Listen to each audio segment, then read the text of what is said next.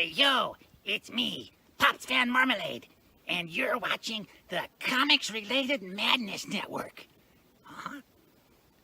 So come get some. CromCon. CromCon.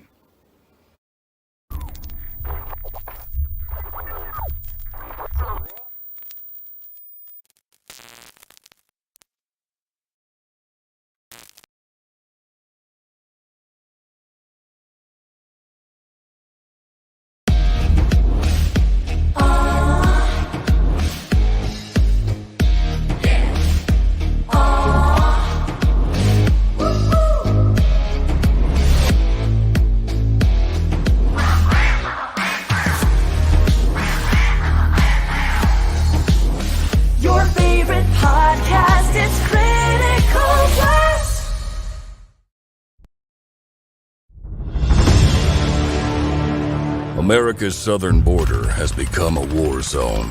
Human traffickers, drug smugglers, and terrorists flow across the Rio Grande with impunity, secure in the knowledge that no one will stop them. A distant federal government lectures Americans on their privilege while punishing overworked Border Patrol agents who were helpless to stem the tidal wave of invaders and determined migrants. Second-generation Cuban-American Marcos Zamora is a military vet, more patriotic than most Americans. No longer able to ignore the chaos at his doorstep, he acts. Joined by his best friend Gus, they hit the border every night, saving lives while stopping violent drug cartels and other opportunists. The government reacts with fury at Marcos' attempts to preserve American sovereignty, deploying the full might of their enforcement agencies. But Marcos understands that the only thing the rich and powerful fear is bad publicity, and he records every encounter. Whoever he is, this private American must be stopped. Illustrated by Richard Bonk and written by Eisner winner Mike Barron, Private American is his version of Captain America, and maybe a little Punisher, taking part in this ongoing, violent, and very real battle of good versus evil in the war for American sovereignty. Grab your copy at theprivateamerican.com. We have a secure border, and that is a priority for our administration.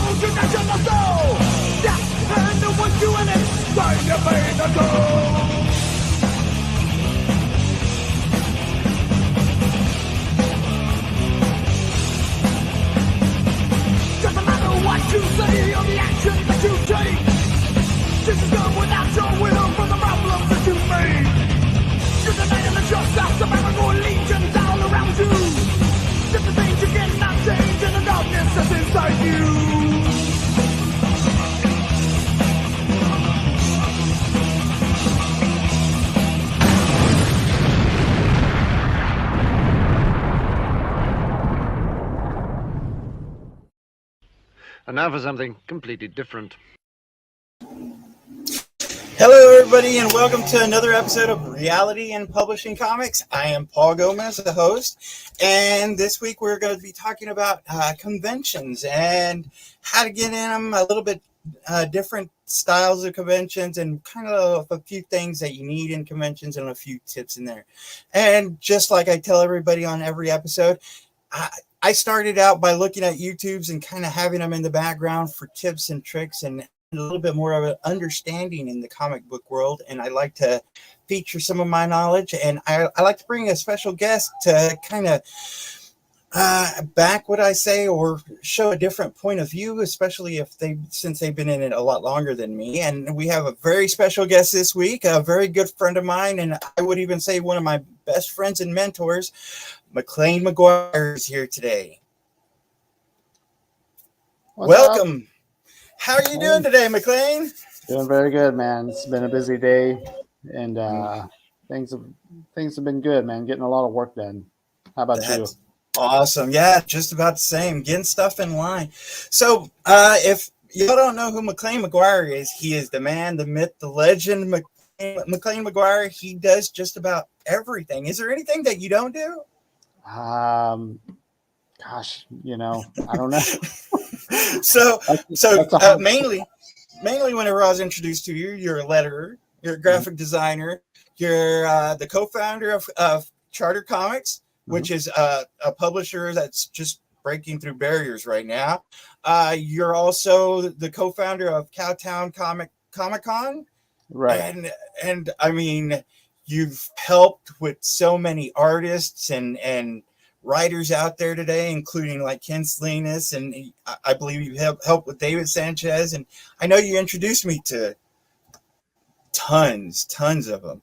I mean, is there anything you can't do? I'm sure there's a few things. So today we really wanted to talk about conventions and how to get into them, how they are, and kind of what to expect, especially if you're a new comic creator getting into the scene. Absolutely. So, starting out, what is your best advice to a brand new comic creator about conventions? The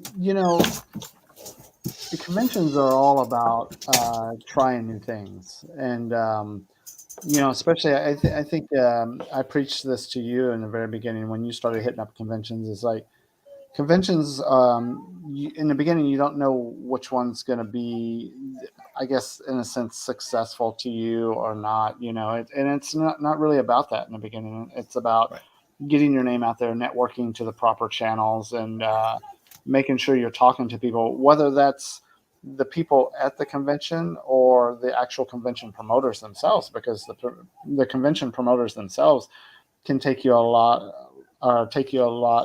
further as well. And so, I mean, think about the bigger shows like your Reed Pops, your C2E2s, your New York Comic Cons, your Fan Expos, Dallas, and MegaCon. I mean, doing those shows could set you up for, a year's worth of shows, And so my advice on doing shows is do what you can in the beginning and then be selective on which ones are working best for you, because not every one of them are going to work, to your advantage. There might be shows that you absolutely just go to the show with a ton of product and leave without it. And then there might be a couple shows that you go into and you only sell a few things and you're just kind of like, I don't understand what's happening. So not every show's for everyone, but you should try every show out. And, my biggest thing, like I would tell you and the other guys, one of the things that us at Charter Comics still do is, even though we're 4 or 5 years into doing what we're doing, still what we do is, like, when we go to these shows, whether it's the show that we've done the last few years or a brand new show, we walk around, we look at everybody's setup, we look at what everybody's doing, not necessarily to copy that. I'm not telling anybody they should copy that, but get ideas of your own that would help you better your table, whether it's, table skirts, banners, product, like think of all the wild products that we see now, And I definitely want to get into tips and tricks and those little things a little bit later. I one of the main questions that I get from people, whether they're new creators or have been in the business, is, how do you make money selling comics? And I tell them my thing is you got to have a business plan. And my business plan was really 2 or 3 fold. It's like conventions, local comic book stores, and Kickstarters or crowdfunding. Of course, that's going to be your first step, is that crowdfunding. Local comic book stores is a beast of its own, whether you're doing a signing or selling to the comic store itself. But conventions, to me, is probably the biggest source of income, I believe. And I tell them, you have to understand that this is a different landscape than anything else if you haven't been into it. You got to be a salesperson, a marketer, and just about like your own road crew. going into these places and learning about these places. And the thing about conventions that really struck me, and I guess kind of gave me a daze whenever I started it all, was there are so many smaller ones, medium sized, and then bigger ones with different criterias of how you get in or time frames. Yeah. And I really want to talk about the medium sized ones right now. Like, I'm not talking about the New York or San Diego or MegaCon. I'm talking about maybe Fan Expo, maybe a little bit, in the mid range. Usually they have a sites that they put up a few months ahead of time, and you got to kind of keep an eye on them. And I'm not talking, the smaller ones are more like the convention or library venues that'll host you for like the town or something a little bit smaller. Community shows. But usually I say I try to aim for the middle ones, because they have like I feel the best interaction, because you have on the bigger ones, you have all those stars and you have these big names, where the middle ones, like Cowtown, you had such a great amount of people who were in that middle frame, if you will. You didn't have those huge stars that everybody flocked to, but you didn't have, I guess, like a smaller crowd where like the libraries and conventions would have. So you had a good amount of people coming to it, and you had a decent amount of voice actors and a good amount of creators coming to it. Can you talk about how people would pick the mid-range conventions as opposed to the larger or smaller ones? Well, so with me, when you say small, mid-range, bigger shows, I look at that type of selection as the way the show's built, the traffic of the show. And you mentioned like San Diego. Well, that's a show that could see Huge. 500,000 people in a weekend. Yeah. So that's huge to me. That's like, sometimes I don't even know how to fathom that. Mid-range shows could mean a ton of different things. What I do when I go into these shows, whether it's a smaller show or a big show, I look at the fan base. Like, who can I be on a personal basis talking and about your books or your prints or whatever it is you're selling at your table. The smaller shows, you get more of a one-on-one with people, and then the bigger shows, you have a much higher traffic. So you got to be quick. You just nailed something that was really important, is like, you have to be that salesperson. Yeah. You have to be the person who is standing up at all times and talking to everybody that comes by. So the difference between the two shows is, like, a smaller show, you get more personal time. The bigger shows with more traffic, you got to be quick. I had a creator that I worked with 15 years ago that said you have to have that 15-second pitch, and that's it. That's all you get, And so, but the difference between the shows, there is no difference aside from your traffic and the stability and the weight of the show, meaning who's being there or who's there and who's not. There's a lot of shows that will bring in celebrities, and that brings in that traffic. Well, that traffic could also, go to your table to buy your creator-owned books or what have you, and things like that. So, I mean, Cowtown was built on basically comic books. Like, we want to build a show that's comic book related and only comic books. Like, you go in there and, like, man, if you're a collector and you go in there and you're looking for comic books, that's the place to be. And so then we'll also bring in a ton of creators and a ton of artists. We did voice actors and actresses this past time, which was a lot of fun, and we try to cater to everyone.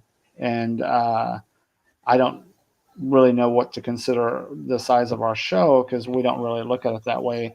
We look at it based on the fan base and what the fans are looking for, how much networking is being involved, what people's response is to the show, and what it has as a mix of, like, comics, art, some have crafts, pops, toys, you name it, so. Yeah, and whenever I talk about different range shows, and this is just my criteria, usually I say small ranges are usually those town ones, whenever it's like Oh yeah. A library or a school or something putting it on, and usually it's less than 1,000 or 2,000. Where Cowtown was close to about 5,000, three to 5,000. Yeah, I think you're in between 3,000 and 4,000, something like that. And then like those mid-range shows to me are in those thousands, under like about 20,000. Whenever you get into 20,000, you go to fan expos and those bigger shows, which are a little bit more difficult in not difficult, a different stage of convention, if you will. You're more tired after the weekend. Yeah. And like I tell people, I try to aim for the mid shows, because I do feel that I got that time with those people. And whenever you talk about conventions, to me, it's the best way to sell comics and get a little bit of revenue coming into you. But also, this is one of the best ways to make connections.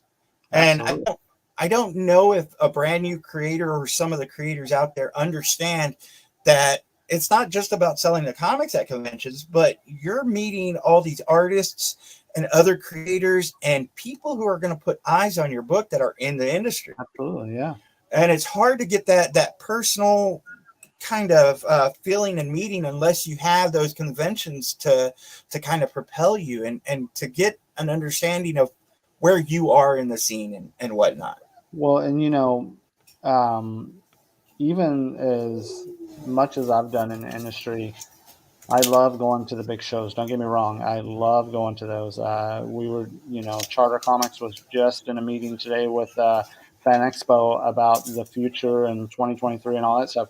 So I love that, right? I love it. Yeah. But I've told you like many times that, man, you give me one of those small community shows and I can talk to people one-on-one.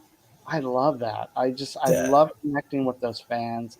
And I love taking that time, but at the same time, I love the hustle and bustle too. Like I was raised in the country, but I do love living in a big city. Like it's really weird. So the shows are the same way. Whereas, the connections to me in the smaller shows are sometimes more advanced than the bigger shows. And I'll give you an example. It's like Ken, and a couple guys did a show years ago in Victoria, Texas, called Victoria Comic Con. I'm not sure if they still have a show, but they have a few hundred people that went to the show. It's a great little show. We had a lot of fun. Well, I meet Marat Michaels and his team there, and then a year later, I'm working for the guy. And I'm still working for him. So you never know what's going to happen. You never know who's going to be there.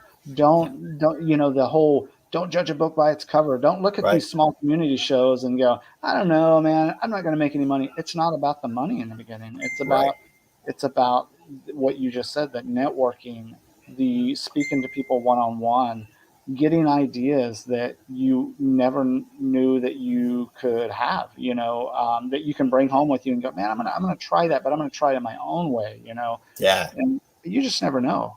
Yeah. And one of the things before I started had my first comic is I actually went to Cowtown before I had a comic, and I was studying and checking out everybody who was there and talking to people and realizing how the tables were set up, the banners were set up, but more importantly, how they were selling and how I wanted to sell. And this was before my first convention. I tell people, take a few minutes of every convention to go look and see how things are done, because sometimes you might get ideas of what you want to do. Mm-hmm. One of the things that I tell people to do that they kind of seem surprised is take about 15 minutes to find the people who are running the convention. Thank them for having you, because they are putting in so much time and effort. And I got to commend you with Cowtown. It has never been any place that I had so many volunteers or people that were working come up to me and make sure that we were okay, that we needed anything, and that things were set up right. And different conventions are different whenever it comes to that. Sure. Yeah. As a creator, you might be out there on your own, just selling your book in another town about 6 or 7 hours plus away from your house, depending on if you fly or not. And you really rely on those volunteers from time, so you could just have a break, just to step away from your booth for a minute. So it's really great whenever you go to a place like Cowtown, and they had plenty of those. Could you talk about, how the staffs are at conventions? Because I know you've done more than just Cowtown. Did you say the staff? Yeah, it's kind of like the Yeah. volunteers and how they work Well, with the. it's funny you asked that question, because I wanted to follow up on what you're saying, because you and I have worked on many things together, and you and I have gone to many shows together. And that's another thing that I didn't preach, but I always spoke out loud about, is about going to shows where the promoters and the staff and the volunteers always talk to you and always make their rounds around the show and say, hey, are you doing okay? Stuff like that. And the second thing is, it's the most important thing of the Comic-Con, is exactly what you just said, is when you leave that show, I don't care what you have to do. I don't care if they don't remember your name or your face. Go up to that person and say, hey, thanks for having me. I really appreciate it. I had a lot of fun. Give them some good positive feedback, because that's really important. Let them know how the show was. I've made friends with a ton of promoters for the last, almost 20 years I've been doing this. And I love them all, man. I think they all work equally hard on their own thing, doing what they need to do. And it's important to them. And now, being a shared business partner at a show once again, it's a good feeling when people are leaving and saying, man, thanks a lot for the show. And they're laughing and having a good time. You can tell they're just high on life. It's such a great show. I don't really care what happened, or whatever the case is.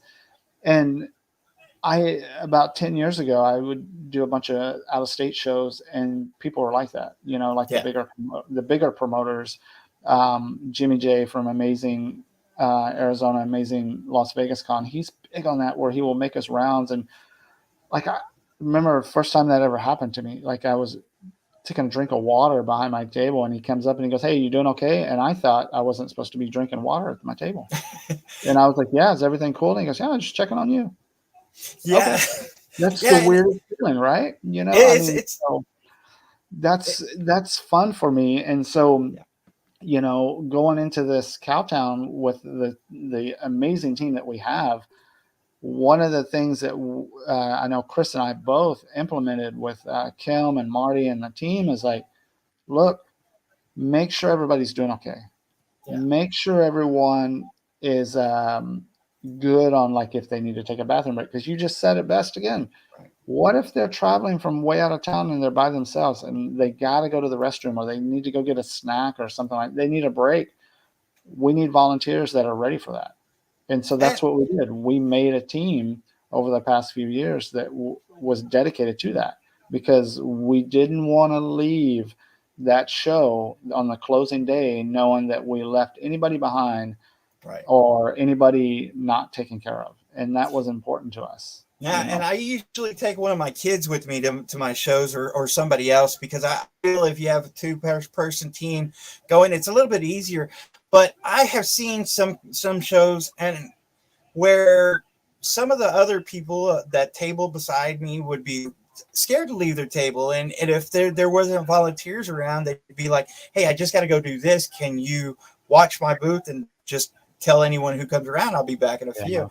So, like I said, that's a real testament to you and the team at Cowtown, because I know that nobody ever had to leave their booth without a volunteer coming by.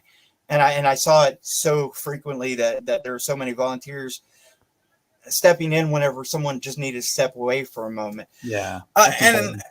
And like I was saying, whenever it comes to connections and thanking the people who run the conventions, you got to understand that they're not only putting hours and days and probably months into these conventions, but they're trying to make it the best convention for you. But by bringing in people and bringing in other artists, making sure that you're spaced out in the right way, that you're not bogging everybody down.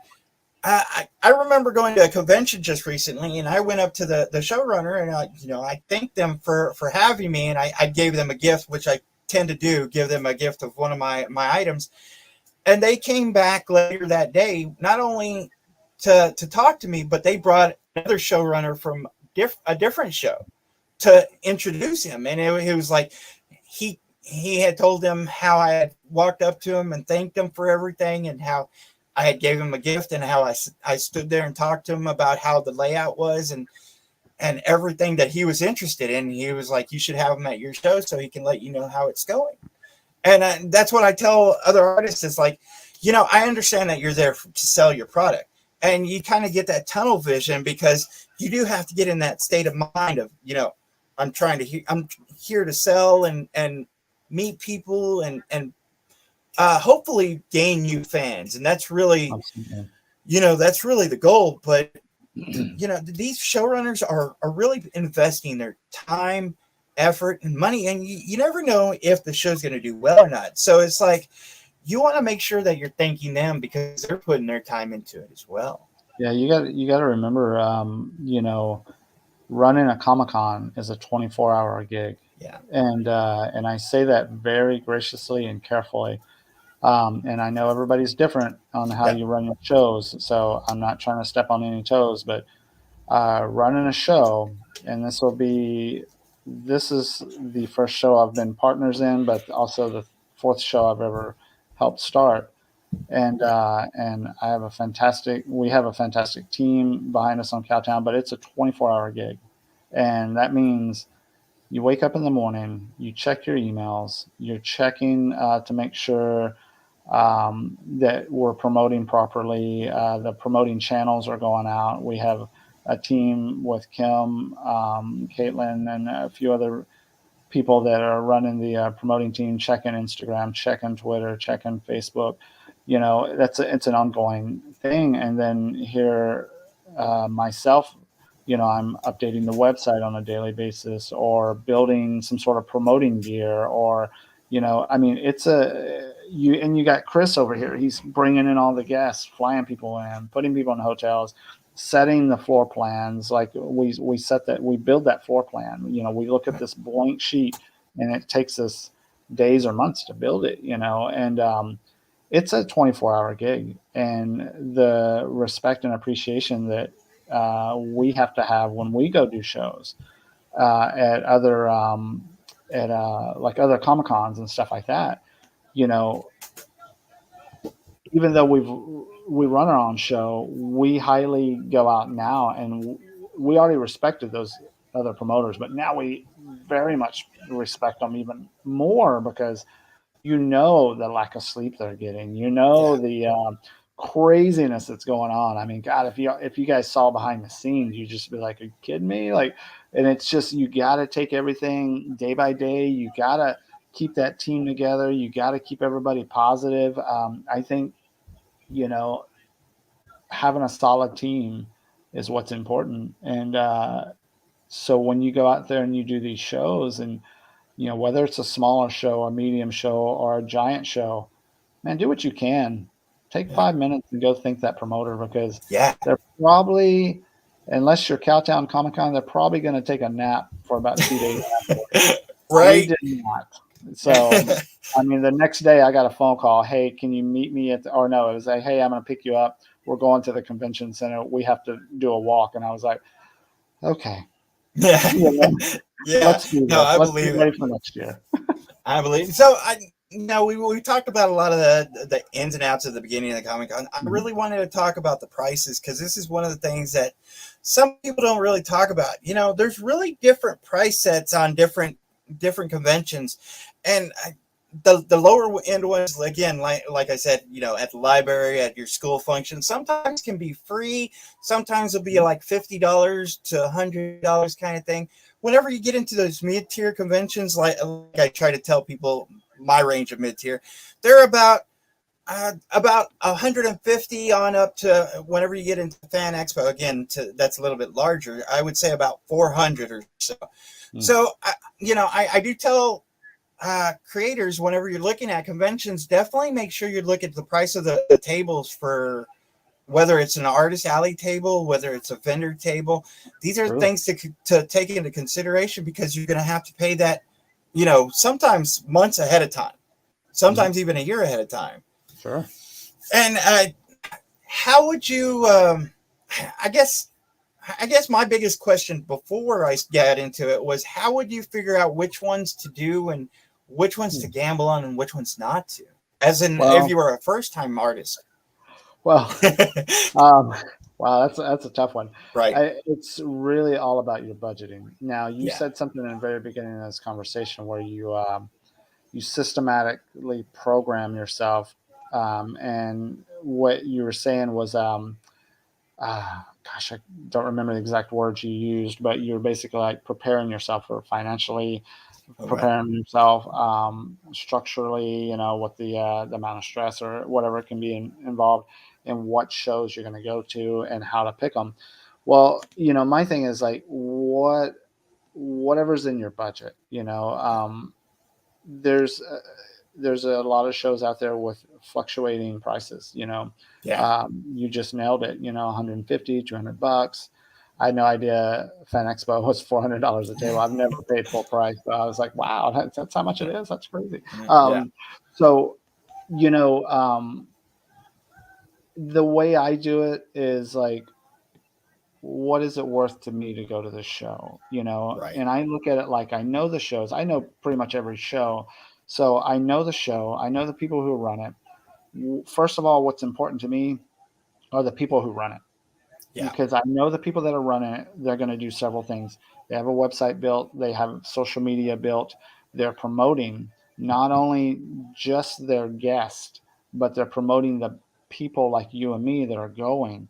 Not to pick on Cowtown again, but that's one of the things that we brought to Cowtown was like, everybody gets promoted.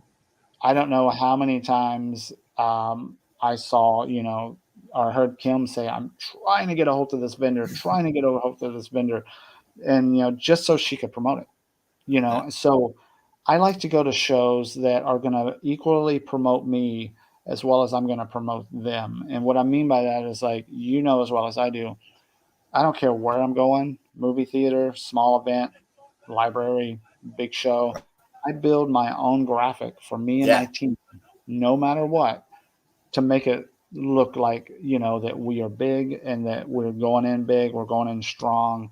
And this is the team that's, going into the show. But the most important part is their logos like this big on my flyer, not this big. This big, and then there's all the people, So that's important to me. The promoting part is important to me. So I'm willing to pay $400 a table if I know that they're promoting the show efficiently, and when I mean promoting the show, I don't mean promoting me. Me, I'm not worried about that.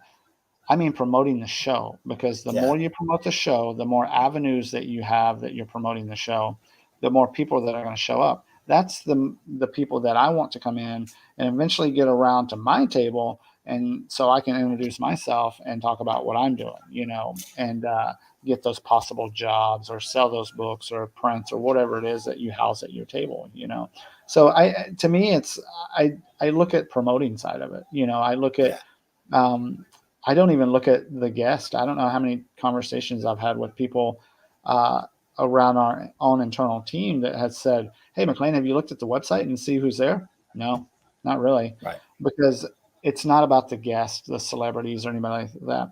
It's just about how they're promoting. I want them to promote the show, so we know that that's going to be an active show. And not only is it going to be an active show, but it's going to be a show that can carry on to the next year and next year and next year. Right. That's a show that you can jump on and you can follow, like your Fan Expos and like your Chris Latasha Con Live shows and stuff like that. Those are immaculate. Right. You want to jump on board with a show that is not just going to do one show and that's it. You want to do a show that you can tour with every year. Right. Definitely. I tell everyone, my number one piece of advice ever on any subject is ask, especially about conventions. If you're going to go into a show, ask people, have they done the convention, how it was for them, how you were treated on it. And, I've been asked about just about every convention that I've been to about how they were. And I tell people, these are about how many guests that came in. There are some conventions that are hit and miss, but I tell people it's really about if the people are there, because whether it's hit and miss for one person, it could be successful for the person to the right of you. And it's also a testament to your strategy of selling, whether how you're selling at the table and whatnot. So it's really if the crowd are there, if it's promoted, and again, I know we're spotlighting Cowtown a lot, but I saw so many promotions for Cowtown, and I heard so many people talking about it. This was one of the conventions that I heard a lot more about than, I guess, the average conventions that I do. And I don't want to say that they're average, because they're all great conventions to me. But sometimes you got to ask to make sure that you're going to a convention with the showrunner who knows what they're doing. And I think that's really the most important thing, is as long as they know what they're doing, as long as you're confident whenever you're going in there, because the last thing you want to do is not be confident going in and selling on that day, though 2 days, 3 days, because that's going to drop your sales dramatically if you're not in that moment right there. And you're worried about, hey, are there actually going to be customers here? Am I going to be able to get away from the table when I need to? Is my setup right? Are there rules that are a little bit too tight or not? And that's really one of the things that a lot of creators, and I've talked to a few people about, is sometimes they don't know the rules of the conventions or whatnot, because different conventions have different rules. How would you go about telling people dealing with the setup? I mean, is there a certain way that you feel you're comfortable with the person bringing a setup into a convention, or that you advise someone to do it? Well, let me answer that question. But first, I wanted to kind of go back to what you were saying about the being at the conventions and choosing the proper one for you. Everybody's different. Everybody thinks differently. Everybody processes differently. I'm not saying what's right or wrong, but one of the things that I push, and I think I've told you this in the very beginning, one of the things is when you go into these shows, you yourself have to have a positive outlook on everything. If you, for some reason, just not having a good day, I don't know, it could be anything, headache, allergies, you just woke up on the wrong side of the bed or whatever, you have to step onto that floor. You can walk angry from your car to the building, but as soon as you walk in that building, you have to feel like you're $1 million. You have to look like you're $1 million, because that's the one thing that we forget, is that people can read your faces and read your body language. And if nobody approaches you and you're just in a very foul mood, or, we see a lot of negatives out there just sitting there, and if you do that, nobody's going to approach you. So you will not have a good show. If you do your best, put a smile on your face, reach out to people, stand up. How many times have I told the crew, like, stop sitting down, stand up.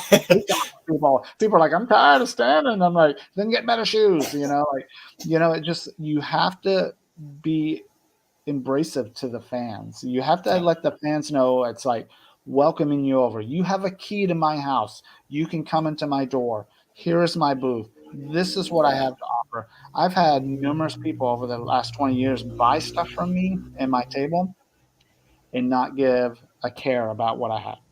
Hey, can I sign that book for you? I'm not going to read it.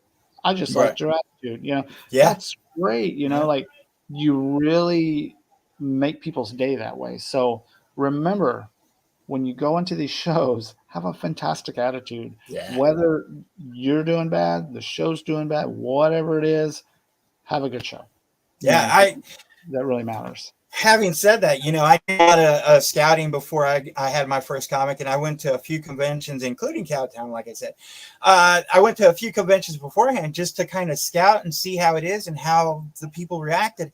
And I remember at one of the conventions, I had a certain amount of money in my pocket, and I said to myself, I'm going to walk around this entire convention, and the first person that stops me with a decent greeting, I'm going to buy their product. I remember walking around that convention floor the entirety twice and not getting a hi, a smile, a greeting. And I was like, this is one of the things that I definitely wanted to make sure that whenever I got a table was that I said hi to everybody I could. If you've seen my setup, I put a candy bowl out there. I'm like, look, I understand you're walking around. You might be here all day. You might be a little bit low on energy. Here's a piece of candy. even if you're not going to buy from me, get that energy just in case, so you make your way back around to me and you can come back and talk to me. I don't mind. And it's like, you have to definitely make sure that you're putting your best foot forward. I say every convention is like my Olympics. You're walking in there, you're trying to win that gold. I mean, I'm not trying to compete against everybody. That's not the type of person I am, but I'm trying to compete against myself because I want to be better every time. Absolutely. Be better every time you do a show. Be better than the one before. Yeah. So, and like I said, that I know this subject about whether your setup is within range of the limitations or not. This isn't exactly the sexiest subjects, but I know this is a subject that I really was worried about when I started. Is there stuff that's too high? Is there stuff that's not acceptable to showrunners, kind of thing? That's a good question, and every show's different on that. I've encountered shows because I am in so many ways Ken Salinas' right hand man, and so I don't know how many times we've set up his setup, and promoters come by and said only 9 feet, bring it down, or that's the table's too high, or we were at a show. I'm not going to name any names, but we were at a show that I've done 3 or 4 times. And this past year was at the show, and one of the professional hands that were helping run the show came by and told me, there's 4 books on your table that you have to take off. And I said, how come? Well, it's because they promote nudity and stuff like that. Well, the covers weren't nudity, but the book itself, the interior pages. Right. It's kind of cool because I got to give the person credit because they knew their stuff. Yeah. So the interiors that was in the bag and board had nudity from books I've worked on with other people. So they were just like, hey, in our paperwork, we don't want any of that kind of. Oh, okay. Well, I didn't read the paperwork, so that's my bad. So I take it down. If you have rules and they're professionally followed, that's great. It makes everybody's job easier. Those are usually not even rules that are in shows. That just happened to be one out of my 20 years doing this. But height things like big backdrops and like a lot of the artists will do their big print walls. I think some of the shows, like especially in hotels and smaller events like libraries, community centers, right?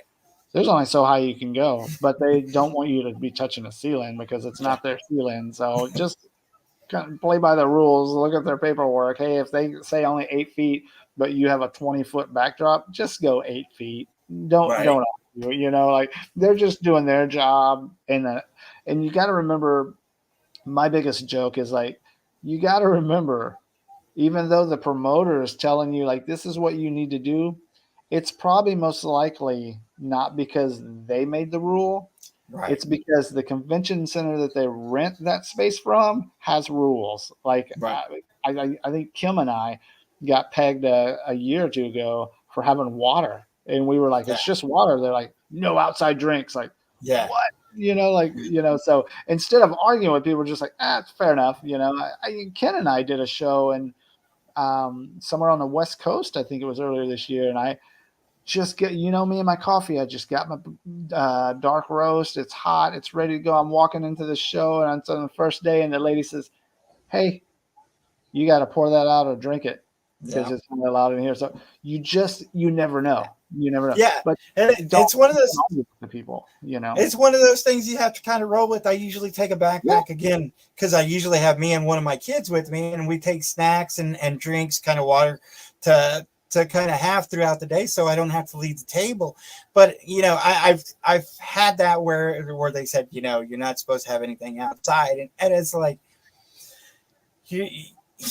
it's hard to walk that line because that the cost of the convention stuff is a little bit higher, and if you're having water. It's funny. I don't mean to cut you off, but it's funny you just said that the cost of the convention. Yeah. It triggered something in me. Like I've never done this myself. I never will, but I've overlooked or seen, however you call it, like just overseen from a distance, people that go, like we'll pick on Fan Expo. You said they were $400 a table. Yeah. I've heard people say, I paid $400 a table. I should be Yeah. able to do what I want. Okay, again, let's rewind. It's not their rules. It's the convention's rules. So like, let's be careful. Like, I mean, man, you go to these repop shows that are ran Right. by, unions and The stuff. bigger, yeah. You better watch out. They'll Yeah. push your table back just to pull up carpet. That's And no joke. that's the thing. I mean, because I was at a convention where the person next to me had a big backdrop, and it kind of ran into my area, into the area on the other side of him. And the other I didn't mind because my backdrop and everything's a little bit smaller than most. But the other person was kind of upset about it, and they ended up asking him to leave if he wouldn't like shorten it or bring it down a bit. And he was upset, saying what you said. I paid so much money, but they give you the rules whenever you pay, and Sure. Usually a lot of them will give you diagrams of how big the area is, so what you can take and what you can't. I think I had one that had like no video device or had to pay extra for that.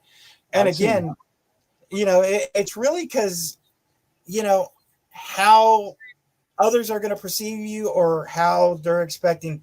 They don't want music from one place because everybody will end up having music, and it kind of just makes the event a little bit worse than it should be. Well, and just remember, just be good with people, be aware of your neighbors when you're doing these shows. And, if somebody's over your line of space, I mean, don't feel like you need to cause a scene or anything like that. Just go to that person and say, hey, can you scoot yourself over in your space? Because I'm trying to set up my space. Most likely 99% of the time, they're just like, oh, I'm so sorry. I didn't realize that, it happens all the time. There's no need to like cause issues or anything like that. Like, just remember, we get up to those shows in the morning and we sit there with our little chalk and tape and we measure those areas off 10 by 10s or whatever it is, 6 by 8s, whatever the shows have. And that takes a lot of time. So we just ask that you be friendly to your neighbors, be neighborly and, keep in your guidelines. If your neighbor says, hey, hang your backdrop over into my section. Okay, that's cool. Whatever works. Just let's be friendly about it. You're there at a Comic-Con. Just remember, you're there at a Comic-Con. I know you're there to sell, right? But you're doing something that 1 out of 10 people in this world want to do, which is follow their dreams and goals to do something like that, but they won't do it because they may not just have the capacity to do it. So you're at a show, you're following your dreams and goals, you're having so much fun. Just play by the rules and have fun and meet your neighbors and do your networking and sell your books and, just have fun. That's what life's all about, Yeah, definitely. Now, the last subject I really want to talk about conventions is probably the timeline of when you have to book them, because it really varies from convention to convention.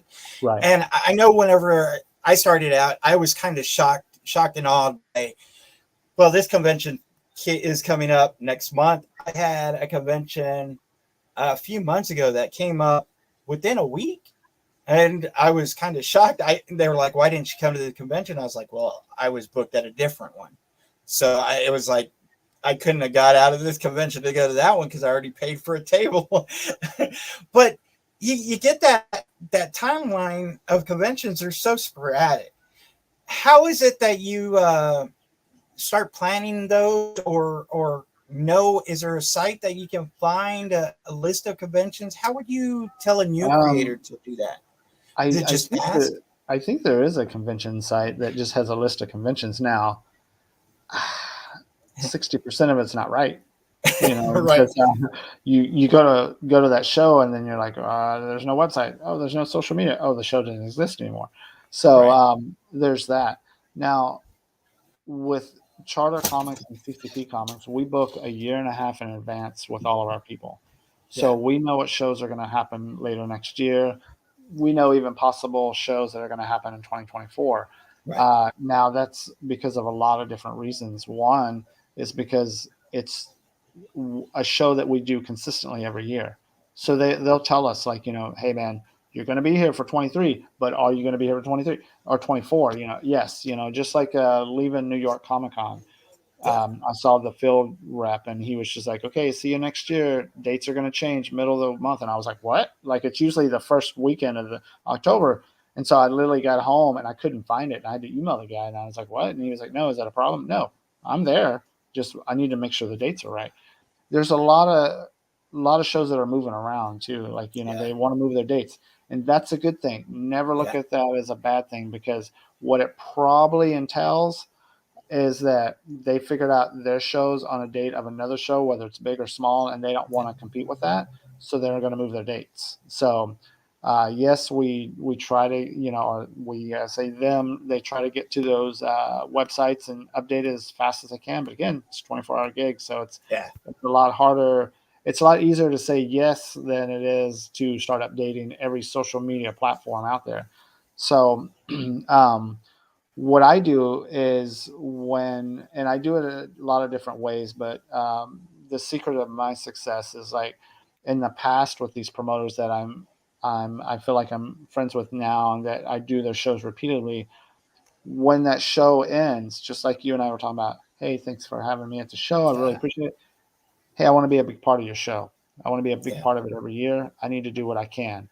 And a lot of times the promoters will say, okay, well, we're working on next year's dates. This is our general area of date that we're trying to have it on. Message me in a week and we'll get you locked down. So that means you're either going to have to pay for it or you're going to put down a deposit or something.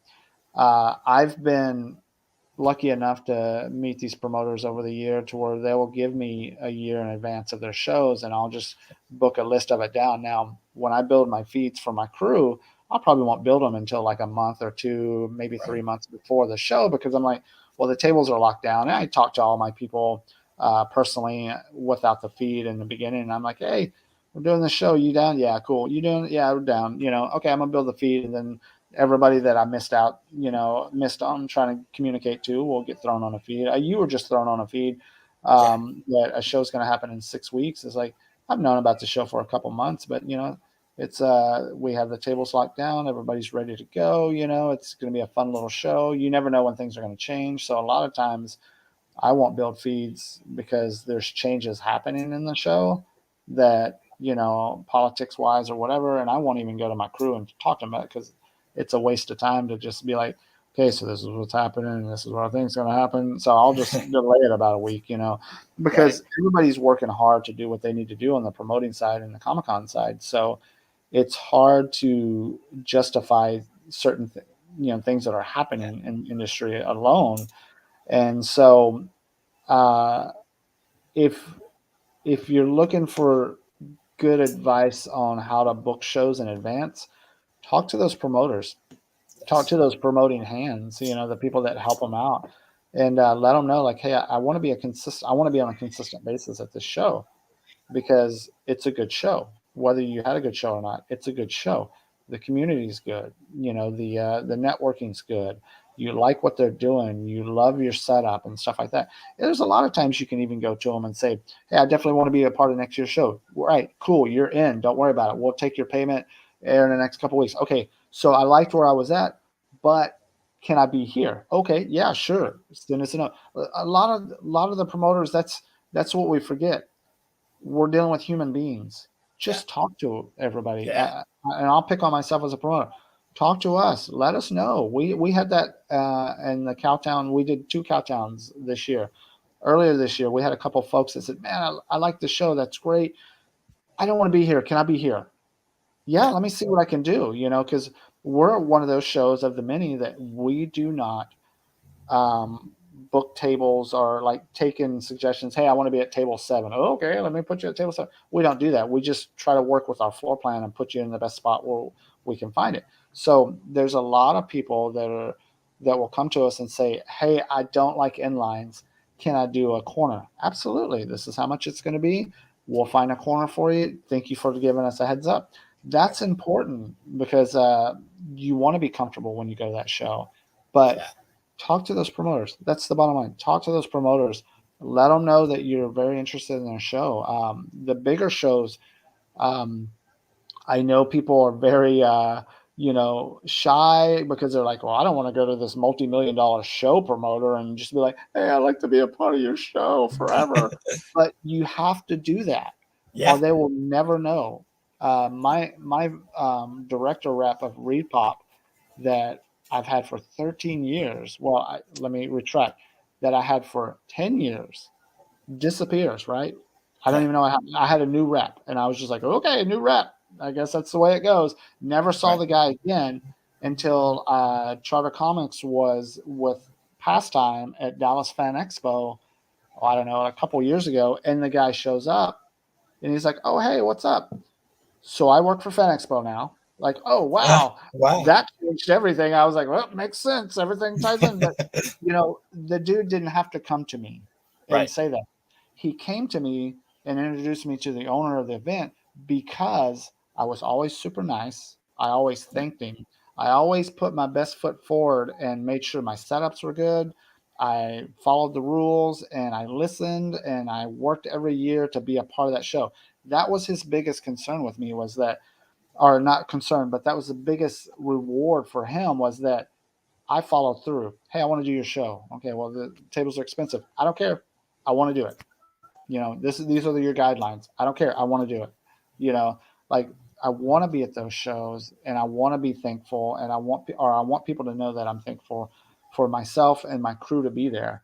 And I think that's super important for these promoters when you're out there and you are the Paul Gomez's or the McLain McGuires or whatever, and you got all your stuff and you're dragging it out of the rafters, and you're like, hey, thanks for the show. That was so great. Appreciate it. And that means a lot, I mean, that's book your shows, talk to the promoters, book your shows. Ask. Yeah, just ask. Yeah. I mean, it's not going to hurt. Send them an email before, if they're sold out. Send them an email, see if you can get on the waiting list. It's worked for me once, and I've only been in the business about a year. So, send them an email. Ask. It doesn't hurt to send that email. Before I let you go, I got two real big things I wanted to ask. One, I met you as a letterer. I know you do everything, but I met you as a letterer. How many books have you lettered? 100? 200? In my career, I've lettered over 356 books, I believe. Wow. Yeah. How does somebody get McLain McGuire to letter their book? It's just like talking to a promoter. You just got to ask. Ask. And like you said, you've done 300 books, so you're definitely known. I was on a telecast with someone from New York, and they're like, oh, you had McLain McGuire do your book. And I was like, yes, I did. And I was like, no, not only did he do my book, but I feel like he's a partner in Bushy Boo Circus Mysteries. And I feel, like I said, every time that I feel like he's going to be there with me on every issue of this book. Well, the second... that's what's important, is like, finding books that you can work with and work on that you respect and appreciate. And, like you've come a long way with the books that you've created and that you've put out in the world. And I mean, you're still cranking away, man. I mean, that second issue of Bushy Boo was outstanding. That was a lot of fun to do. And, and on my end with Chris at Charter Comics, I mean, this year alone, we've, as the year ends, these last 2 months, we will have produced, I think, 10 titles this year alone, amongst I don't know how many. I don't know at this point. I'm exhausted, but but that's what it's all about, is staying consistent, doing what you do, staying consistent, releasing books. Doing what Charter does is stay consistent, release books. I was just on the phone with Chris this morning talking about, hey, don't forget, I need you to write this book. Not that I'm the boss, but I'm like, I need you to go and write this book because we have to have it finished by the end of this year. And then he's, on the other hand, he's going, so the Kickstarter that you're building right now, we got to get that book released. That's what we're doing. So that's what it's all about. It's all consistent. Yeah, definitely. Congrats to you on your success on everything. Thank you. So far. You too. And that leads to my second question is www.charter.com. What do you have going on? Is there a Kickstarter currently going? Is there anything you'd like to plug? How would they get a hold of you? You can definitely find Charter Comics at chartercomics.com. Social media is all Charter Comics. You can find me on there, just my name, just proper spelling. I hate saying that to people, but I don't know how many people are like, I emailed you 20 times. And it's like, well, there's no Q in my name, Wink, wink. I hope he's watching, but no, joking aside, just, you can find me on McLain McGuire on Twitter, TikTok, all the social medias. My website's going to be rebuilt, and it should launch in January. But Charter Comics, we have our website that streams. We have all our social media handles. So you name it, we're on it. What do we have new right now? Man, so we have 2 more Kickstarters coming out. We have 4 more books that are going to be released towards these next 2 months. Can you believe it's November? It's November. Yeah. I think it was just January when I was saying, hey, man, cannot wait to Black Friday in November. And then I'm like, oh, that's 2 weeks away. So just a year ago, I put out my just a year ago, right? So we have we're doing the Ferryman series, and Chris has nailed out another freaking masterpiece called Ferryman Tales Presents Shades of Death, and we have 9 solid covers on our Kickstarter that are from amazing people like the Ryan Kincaid. Ivan Tao did this really beautiful cover. So Cole beautiful. Hayes. Yeah, we got Ken Salinas. There's just a ton of folks on there, and these covers are immaculate. So we just we have, I think, 1 or 2 more tiers to build on the Kickstarter, and the Kickstarter will probably launch next week, but there's a good chance we're just going to hit the button. You know how that goes. It's just like, man, just hit the button, bro. Just hit it, So, because as soon as we're done, and we just, I think we have 1 more day. God, I forget. We have 1 more day for 2032 Kickstarter. So there's 1 more day. We've hit goals, so it's been successful.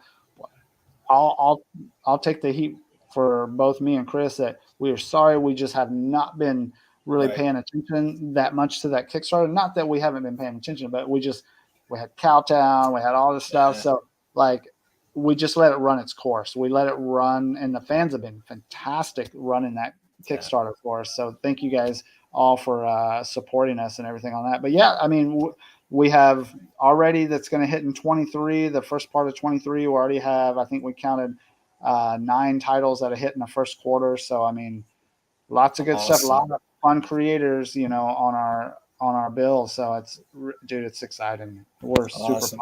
So I take congratulations to everything you're doing. Thank you so much. I feel like you're a mentor to me and help me along in my success. So I appreciate everything. I feel you're, like I said, a partner whenever it comes to Bushibu. Yeah.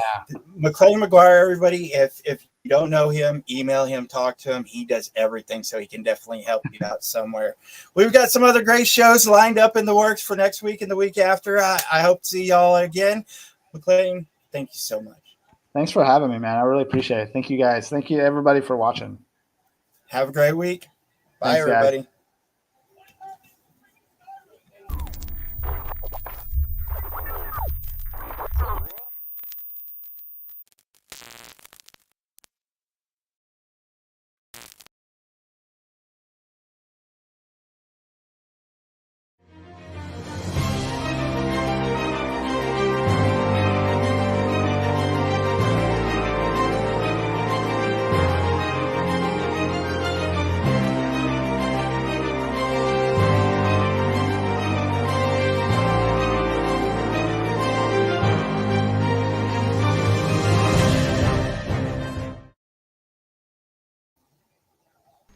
How do you end this thing? How do you put the where's the brakes on this bus? I forgot. Jazz hands. Jazz hands are Good night. Comic Books for Kids provides comic books to kids in hospitals and cancer centers across the U.S. It's a place where we can all work together to make sure every child has a comic book. 100% of all proceeds go towards the kids. It's about making a difference, and while they're in the hospital, allowing them to fly like a superhero, battle dragons, or rescue teddy bears. We are in every state in the country and now support over 160 hospitals. Every month, we add more.